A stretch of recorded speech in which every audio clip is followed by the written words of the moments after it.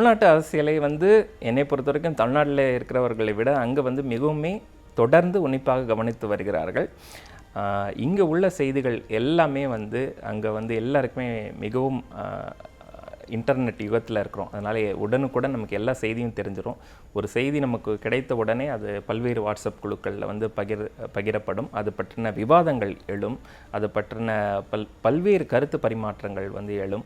இது வந்து தமிழ் அமைப்புகளில் மட்டும் இல்லாமல் நண்பர்கள் கூட்டத்தில் இப்போ ஒரு 4-5 குடும்பங்கள் இணைந்து வந்து ஒரு கேதரிங் பண்ணுறாங்கன்னா அங்கே இது போன்ற பல இடங்களில் நம்மளுடைய தமிழ்நாட்டு அரசியல் பற்றின மற்றும் தமிழ்நாட்டு நிலவரங்கள் பற்றின விவாதங்கள் எப்போதும் தொடர்ந்து ஓடிக்கொண்டே தான் இருக்கும். குறிப்பாக தேர்தல் நேரம் என்றால் சொல்லவே வேண்டாம். அங்கே வந்து அதை தொடர்ந்து மானிட்டர் பண்ணிவிட்டு ஃப்ரெண்ட்ஸ்குள்ளே எல்லாமே சேர்ந்து அதை டிஸ்கஸ் பண்ணிட்டு தான் இருப்பாங்க.